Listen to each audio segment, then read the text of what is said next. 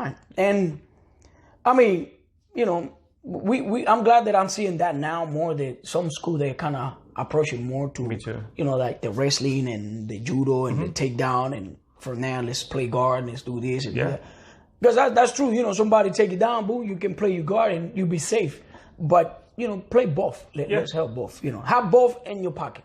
Yeah, and if you could be the one that decides this is how this is going to go down, I'm going to take this, you know, if I'm ever having to defend myself, I'm going to take this person down. Yeah. Then I can either get away, because, you know, you don't know if they have a gun or a weapon, right? But I can get away because they're on the ground now. Or I'm safer because I'm on top. And if this guy's, you know, really doing something, and if I have to hit him or submit him, I have that option. But you get to decide what you will get. How it's going to go down. So, I mean, we've seen video. I mean, I don't know if you watched it, but I've seen videos of these kids who do train, and they're, you know, they're getting picked on, and they try to get away, and then finally they have enough, and they grab the kid and they toss him. Toss him up, and I mean, guard players too, they get good fight. I mean, I saw, I think it was Ryan Hole. Okay. He was in the hotel and in the restaurant, and the guy was picking on it, and he just got him, put him in the guard, and got him in a triangle. I mean, you know, you got a good guard, you can play too. Sure. But get both in your pocket. Yeah. Because, you know, that can be lucky. It's the same thing as a lucky punch. You know, it can be lucky. You put him in the guard, you got him in the triangle, that's fine. But you get somebody kind of got a little experience on that, you know, punch you or whatever, it's going to be a rough day for you. Yeah. Well, especially if you get someone who's, you know, there's, you know, jiu-jitsu can work on a lot, if you're a smaller person, on someone who's bigger. Yeah. But there is a point where if they're so much bigger that, you know, you're at a huge disadvantage. Don't believe that you can big guy. I mean, we saw Mikey in the Europe with that big guy. Yeah. That guy got the elbow in the face. I was like, please, Mikey. Yeah. Don't tap. I know. But I mean, he pulled that one. I mean, that was David and Goliath. I mean, Mikey is something else, man. I'm telling you, that kid. I admire that kid. Yeah. Him and Renee, for me, they're kind of like, every time I see these two kids, I'm like, like I'm seeing Michael Jackson or something. I know. I'm the same way, and it's just the way the way they are. Like you see him though, and once you meet him, you're like, oh, damn, I thought you was kind of a little stuck up. But no, that's when I met Mikey first time. Yeah. I'm like, you know, he's kind of kid, is funny and looking. Yeah, you know, probably when I met him, hey man, can I so nice. So from there, I know. I said, man, I fell in love with Mike. I know. Well, and that was the other thing too, that you know, and I'm just like anything else or anybody else, that you have some people that have egos and things, but as a whole, for the most part, everybody is so respectful, nice, inviting. I'm in my idols. My idols in jiu-jitsu, they all met, and you know, when you see these guys, they're kind of up there. You kind of think they're kind of a little stuck up. Yeah. And once you met them, you're like, oh crap, you know, I mean. Rafa Mende, I met him, super nice guy, super great guy. Got ball. I do every time you're in San Diego, come train. My daughter went over there and trained a couple times.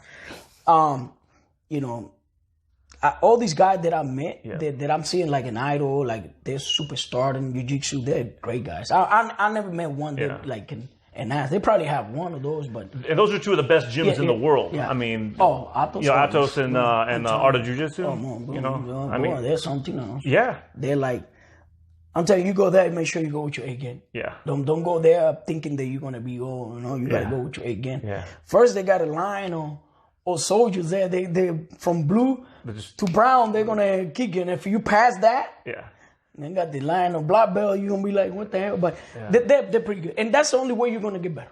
I mean, that's what I was talking about on Drysdale when we was in Drysdale. Bro, we got Sonny, we have Renee, we have Mo, Antonio, we got all these Brazilians, we got Rafi, Dominguez. Another one. Man, I'm telling you, you don't have no easy road. No, it's murderer's road. Sometimes I was like, man, I don't want to go over there.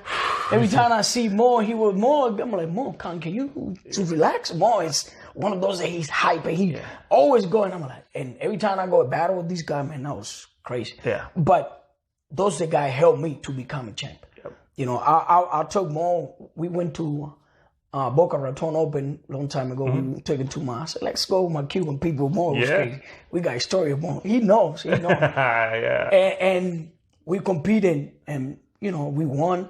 And from that, we took him out. Alexis Bila, you know, my friend, and we went to party. But yeah, man, these guys, they got me where I was. Yep. I mean, I got 2 Pan Ams awards, national, Las Vegas Open, all my titles. I think, you know, all these guys, Yeah. you know. Yeah, it's one of those things that there's no easy way to get good, and there's no you have to learn how to enjoy. You know, they say embrace the grind or whatever, but enjoy kind of getting beat up from time to time. And we all go through these points, and I've gone through them. I'm only a blue belt, but I've already hit some of these points sometimes where it's like for a couple of weeks I'll go in every single day I go in. I feel I'm just getting smashed. I can't do anything. I can't impose my will on anybody. And I'm like, what am I even doing here? I've been training all this time, and I can't do anything to anybody. And then things start clicking, coming around, and then you become the hammer again. And then you feel like everything's rolling. And once you compete, you be like, wow, I didn't know I was this bad. I'm good. That's what happened, because you training and you get hammered all the time. Like, oh my God, can I go compete? I'm going to get the same beat up. But when you there, you were like, wait, hold on, this is more easy. This guy don't have the same pressure than the other guy.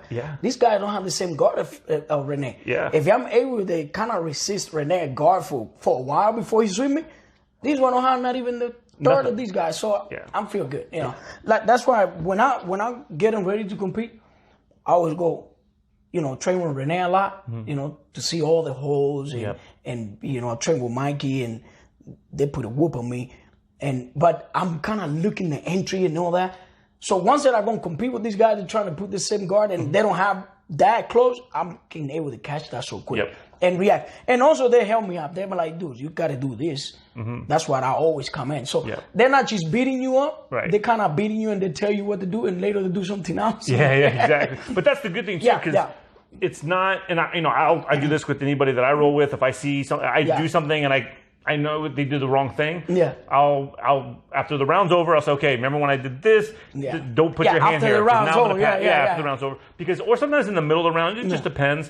But that's the environment too, where everybody's trying to help you get better. To get better. And so let's say I have a move that I'm doing to you all the time, and then I show you how to defend that move, and then now you defend that move. I can't do it on you anymore. Now I have to get better at that move. You got to set it up different now. And so you figure out that, and then I have to get better. And it's just constant racing the game. Me, I love the wrist lock. You know, everybody knows Frexon and me. I like that. Okay. But I'm a little more nicer than Frexon. Frexon, he's just one of those that want to break your crap. Right. Like, but I kind of, you know, like I roll with people. I go nice and slow, and they escape. I'm like, okay, you know, I already got him. And after I finish, they're like, hey, man, you got me. Well, don't post your hands here, put it there. I kind of show them, you know, like. Sure. And I love wrist lock. I mean, that, like most, they like the ankle. You give you that ankle, you're going to take it home. No matter what, you're going to go barbecue your ankle. So the same as me. And constantly I'm learning new. And now it's coming up. Because wrist lock, it was kind of like a top secret. Nobody want to do it because they don't want to call cheater. It's no cheat. No. It's legal. Like anything else. It's legal. But now, you can see these guys now putting that. And I want to see that more. Because you see these guys, and I'm like, sometimes I'm going to tell Rene, wrist lock is there. You got that plata. It's right there. Trying to fight something else, it's right there. But, of course, you got to train that. Because wrist lock is a technique. You got to kind of have a muscle memory. As soon as they touch you, you got to know. And, boy, I'm telling you, I learned that from Frexon. Anywhere you touch him, grab his knee, touch his, he wrist lock you. One day he wrist locked me. I was pushing the knee, and he wrist locked me. I'm like, dude, wait, hold on, how you did this? He used the floor or his knee to wrist lock me. And you know, and that's he got that program in his mind. So his body's feel when you got their hands there. It's like instant. So I'm constantly training that too, and like I said, everything, like, you know, like Mikey Bolo is like so you know he's going to do it, but you can stop that because it's there. He's so good at it. So good. And I love, I mean, I love, I do Bolo too. My way to do Bolo is not the best one, but I'm telling you. And Rene, for years, he trying to get me to learn that. I'm like, dude, I can. He be like, go in. I say, I can. But basically, he fixed it. He was like, okay, you too big to just try to do this. And I do it sometimes. I'm like, well, damn, I get excited. I throw it in the low bell, you know, blue bells. I'm like, can I defend? That way too. If it doesn't end up, you're still not too bad. So, but yeah, man, I mean, jiu-jitsu is a sport, man. You got to embrace that beating. You got to embrace it. I mean, you got to go and, what's his name? Demian. Damien. What's his last name? Nikin. Yeah. Man, I know that kid said he was like blue belt. Yeah. Man, I used to beat his butt. I'm like, happy. No, man. Oh, he's a beast, man. He's a beast. He's strong. He's technical. He's another one that will wrist lock from everywhere. Oh, yeah. I had my grip on one thing. I was getting ready to pass it. And he wrist. Yeah, he liked that. He almost got me one day. I'm like, oh, man. Yeah. Yeah, but like I said, that kid's got good. And every time I roll with him, I'm like, damn. Strong, fast, flexible. Mm-hmm. And, good guy, too. Great guy. Amazing person. And like I say, you can see all these guys that you start training with them from blue belt, and now they're black belt, mm-hmm. brown belt, purple belt, and they're getting good. Yeah. And that's the only way. I mean, we're getting old, mm-hmm. That's fine. I mean, but go there and grinding with them, I feel happy. I mean, I love it. When Damien put that damn guillotine on me, I'm like, damn, man. And he got that like lock and low too. Yeah. And I roll with him the same way with Renee, and all these guys. I'm happy to get just to go there and train. I feel happy, man. Get up and my stress is gone. Yeah, it does. It puts everything in perspective. Yeah. The other thing too, I noticed, and I don't know. I mean, I think I take it as a good positive thing, but I noticed that. When I hear other people that don't train, when I listen to them complain about things in life, I have so much less of a tolerance for it because my whole thought is, and this may sound dumb to some people, but is that problem is nothing. Try having someone 280 pounds on top of you trying to smash you and choke you. I'm like, that's a real problem to get out of. That knee in the stomach, you like, yeah. And so I put things into those perspectives and. I try not to do that in a negative way because I don't want to ever downplay anybody's struggle or anything that they're going through. But man, I hear people, and it could be friends, family, anybody. Oh, yeah. And they're like, "Oh, I can't believe this one guy." And I'm thinking, well, just choke him or just grab the arm and I told my kid too. I told my kid, look, you need to learn. You need to train. I mean, don't train to compete, but train to. Even my wife too. Sometimes she go and train. Just protect yourself. You never know what happened. Yeah. I mean, somebody do something to you or whatever, or your wife or your kid or your girlfriend. At least you kind of, jiu-jitsu give you that comfort that you can kind of, I mean, as a big guy, he probably whoop your ass. But you feel like if you stand up your ground, it's like a lion or a bear. Yeah. You stand on your ground, you got the 50-50 chance that he's going to come and attack you or he can leave. Yeah, he might go like if you run, he's going to attack you. Yeah. 100% going to. But if you stay there, you're like, I know he can beat me, but let's see what. He's going to be thinking like, damn, he's standing there. Yeah. It's an animal thing. You were like, okay, if I go, he can beat me, but I know I'm bigger than him. But let me just back up. Oh, okay, man. Okay. Yeah, no, we're good. Yeah. No, we're good. And that jiu-jitsu give you that. I mean, the confidence. That confidence. Yeah. Even with kids that been bullied, once you start learning, they know how to step the ground. Yep. Hey, stop talking to me, this and that, and also allow kids to be more friendly. Yeah. Because I have some students. They got ADD, DDC, whatever, all those letters they put in the kids. And the parents are like, well, he's an ADD or whatever. And I'm like, no, he's full of energy. Yeah. He need to burn that out. Yeah. So they take a man and then training. And one day I have a social worker, one of those that came and take me like, man, this kid been making a lot of change. Mm-hmm. Even I have one of my students, Eduardo, he ain't going no more to his psychiatrist or whatever, therapy. He's not going no more because he feels good. He's okay. He's good. Yeah. And he became more social with all the kids. Mm-hmm. Became more calm in the house, more aware to what he's doing, more respectful to. Sure. And I have a bunch of them. I have Cyan at one deck that was cuckoo. They was running the street and they became kind of like, in the ground. They're like, okay, let me just chill. They burn all that energy in the mat. Because when I roll with these kids, they're like, dude, just relax. I mean, you're going everywhere. They get energy for days. Oh, yeah, man. These kids. We got to bottle that up. I always tell them, dude, I'm already packed. Can you please stop? Let me enjoy these. You keep moving. I'm happy you. But yeah, all my kids, man, and I mean, some probably all the school they have the same problem. And these kids, they got a lot of change. They changed a lot. I mean, and that's good. I mean, I love that. Once that I can see that on myself. When I don't train, my wife want to kick my butt. Yeah. Because I start arguing, not arguing like a fighting, but I start complaining about everything in the house. Yeah. Why is it? And so you get this built up tension. And they're like, just go train. Yeah, my wife does the same thing to me. pack and go. And when I finish training, I'm like, oh, nice and relaxed. Yeah. Oh, Everything's all good. Everything's all good. Nothing bothers you. And for me, that's a therapy. Yeah, me too. I mean, I can, when I was I was like 6 months because I cannot train. And sometimes I sneak myself and go, and my white guys from Inspired, they were like, hey, he's training. I tell you, stop training. I'm like, I'm not training. Right. And they take a picture. I'm like, oh, shit. Yeah. Like that. But I took my time off because I was kind of like re-injured my surgery. Yep. So I took like 6 months. I was the worst 6 months eating. I was like craving everything. And it was bad for me. So yeah. I think too, like you want to go on vacation. If I don't end up finding somewhere to go train and roll.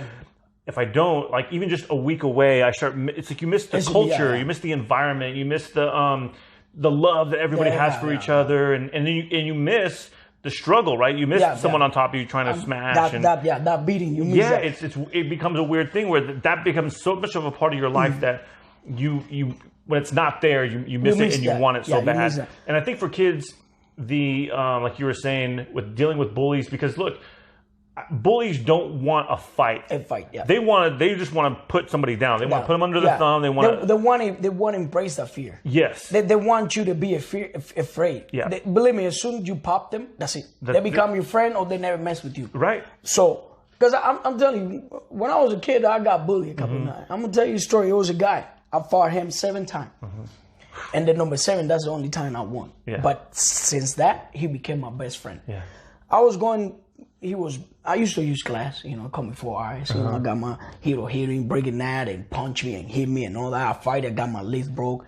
Every time that kid and I was like, oh my God. So I was like, you know what? That's it, man. And I told him, let's 4 o'clock, I'll see you outside, man. I'm like, okay. He looking at me like, went out. I was like, that rage came up and I put a beat on it. I was like, the number 7, that was it. Yeah. And I won, and from there, we became best friends. Yeah. And I'm like, oh my God. And from there, I start kind of like notice that, okay, you know what, and anyway, in the hood that I grew up, if you from Cuba, you from Havana, Cayo Hueso, you know what it is. Right. It's bad. You had to be bad. Yeah. You cannot be naive or nice. Yeah. It was a jungle. It was full of hyenas and lions. You got to be it. And I started training wrestling in the age of 8. From that fighting, I started training wrestling, and from there, I became a lion. And sometimes I was bullied, I'm not bad. I'm sorry for those that I bullied. But I will not become those bullies that I was bullying, I was just with the one that want to pop up or the good-looking one because I cannot have the girlfriend. Right. Yeah, I was kind of playing that. But I don't like when they was bullying the nice. So I used to have one of those smarter kids, and that's why I told my kids, always look at the smart kid and trying to defend it because he's going to help you with the homework. Yeah. That's how I got my A's and B's in school. Yeah. Well, no, hey, they rule the world now. Look at Google and Facebook. They run the world. And I have this kid that I saw him, they was picking on him, and I defend him all the time. We was in school, we defend him. And when I had a problem, he helped me a lot. He was like, hey, dude, come over here, we got tests. Yeah. And I'm like, you know what, you do that, I'm concentrating something now. Yeah. And yeah, I was a fighting one. Back home, I was the one. I have friends that are musicians now. They're like great musicians. They live in Spain. They got their own groups and everything. They're like, man, you remember I told you to come to the musicians? Because, nah, man. Oh, yeah, I see you always, whatever mess with you, I kick the butt. Don't worry about it. Somebody need a security guard. Yeah. So, yeah, I was then. I was taking one of my friends, he's in Spain. I would take him to school and pick them up and, make sure nobody mess with him back and kill him. Yeah, But I got a good childhood, man. I mean, even with the struggle, like I said, it was a learning experience. Yeah. And I'm looking now, it was a good one. It was hard and rough, but it's good. What made you who you are, right? Yeah, You wouldn't be you without that struggle, without that hardship. Do you have siblings too? Yeah, I have 2 brothers and 2 sisters. Okay. Yeah. Yeah. So I mean, yeah. When I'm the oldest. Yeah. So, okay. Yeah. When there's a lot of mouths to feed, that makes its own set of struggle too. But most of the time I was fighting with my sister. Me and my sister, we like the dog and the cat. Okay. Me and my brother, we always got along. Yeah. They respect me. Even just now, they always look up to me. Yeah. My sister, just because, but she always look up to me. But, you're always going to have one. Yep. You're going to have to always fight it. That was her. And she was not easy too. Yeah. One day she put me in the chokehold and I had to tap. Believe me, I was like, damn. But, you know, we fight. I always kind of like to laugh when I was fighting her because it was funny for me. Right. And my mom, stop messing with your sister. Mm-hmm. But I was kind of afraid one of those see blood and pass out. Oof. One day we was fighting, she kicked the glass and she cut the cell, and I'm the one. Really? Just the sight of blood? Just the sight of blood. Really? I was passing out. Back in the day, I used to have that phobia of blood. So wow, that's crazy. My sister was. I have one sister, and she was younger, and you know, I would pick on her a little bit, and I was bigger, and I was an athlete my whole life, so you know, and you know, she always wanted to hang out with me, and so a lot of times she would just let me, she'd wrestle with me even though she didn't really want to, and we'd be on my parents' bed, I'd put her in a headlock or something, and then every time, she would get hurt, if I accidentally hurt her, she'd start crying, I'd cover her mouth, I'm like, I'm like, I'll clean your room, what's it gonna take, whatever it takes, don't tell on me, and she loved me so much that she would never tell, if my parents happened to overhear her crying, then I got in trouble. Now my sister's the same, we was fighting, but there was love. But it was a love, it was like more than I was picking at her, pulling the hair, breaking her toys, and have her beating me up and holding and see her struggle trying to beat me. Yeah. But we grow up and believe me, my sister fought girls that trying to fight me and I don't want to fight them. So I'm like, oh no, I'll bring my sister up and she went and beat them up. Yeah. I'm